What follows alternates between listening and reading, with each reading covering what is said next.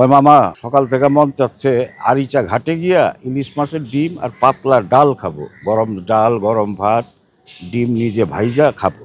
ক্যাশের থেকে মালিক দৌড়ে আসলো, পরে বললো যে ভালো ইলিশ মাছের ডিম, বড় ডিম লাগবে আমার। তা আমি নিজে দেখা নিব 5-6 জোড়া ডিম নিয়ে সে বাইর করে দিয়ে এটি কড়া করে ফ্রাই করেন, ডাল গরম করেন, ভাত গরম না থাকলে গরম ভাত বসান। একসময় খাওয়া দাওয়া শেষ করলাম, তখন মোটামুটি রাত্রের মনে করেন প্রায় 12টা থেকে 1টা।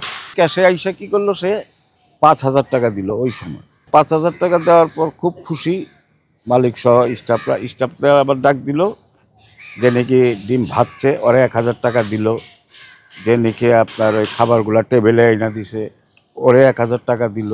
এইটা হচ্ছে সালমান। সালমানের সম্বন্ধে কি বলবো, যে চলে যায় সে তো আর ফিরে আসে না, আসবে ওর। তো আমাদের চোখের আড়ালে সে আছে, কিন্তু আমাদের মনে কিন্তু সে আছে। আমরা যারা তার কাছের মানুষ ছিলাম, একসাথে অনেক ছবিতে কাজ করেছি, অনেক ছবির আউটডোরে কত রকমের গল্প আমাদের। আর আমাদের সাথে তার ওই মামা ভাগ্নে সম্পর্ক ছিল, মামা বলেই ডাকতো, কিন্তু বন্ধুর মতোই ছিল। একদিন 3 নাম্বার সেটে এফডিসিতে শুটিং করতেছিলাম, সে ডিরেক্টরে বললো যে ভাই আমারে 9টা বাজে ছেড়ে দিবেন, আমার কাজ আছে। ওই এমনি তোমার শিডিউল টাইট, তারপরে চিন্তা করছি আজকে 11টা পর্যন্ত কাজ করবো, তাই না আমি আবার আপনার কালকে পোষায় দিব। 9টা বাজে কাজ করে সেটার থেকে চলে আসলো মেকআপ রুমে এইসব ফ্রেশ হয়ে আমার একজন সহকারী পরিচালক বলতেছে যে ভাই আপনার হিরো ডাকে। আমি বের হয়েছি সেটার থেকে, মামা চলেন। আমাকে আমি যাবো বলি, আমার তো কাজ বাকি আছে, আপনার তো কোনো কোয়ান্টিটি শর্ট নাই। আমি মুসলিম ভাইয়ের বলতেছি ডিরেক্টর আর উস্তাদ সুপ্রি আজকে দুনিয়াতে নাই। মুসলিম ভাইয়ের বললো যে এরকম কমল মামার কাজ আছে, খাইরা দেব। আচ্ছা ঠিক আছে।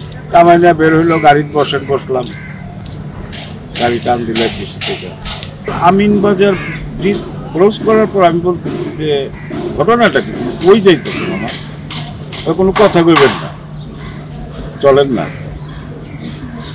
আর ওই কিন্তু গাড়ি অনেক মানে রাফ গাড়ি চালাইতো, অনেক এক্সপার্ট ছিল। যাই হোক, আমি কই না তুমি কই যাচ্ছ, এদিকে যাচ্ছ, এটা বলবা না আমারে। কয় মামা সকাল থেকে মন চাচ্ছে আরিচা ঘাটে গিয়া ইলিশ মাছের ডিম আর পাতলা ডাল খাবো, গরম ডাল, গরম ভাত, ডিম নিজে ভাইজা খাবো।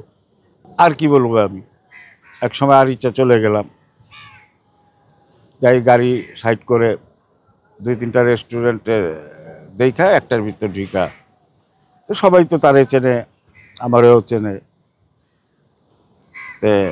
ক্যাশের থেকে মালিক দৌড়ে আসলো, পরে বললো যে ভালো ইলিশ মাছের ডিম, বড় ডিম লাগবে আমার। আছে তো? কয় হ্যাঁ আছে, ফ্রিজে আছে।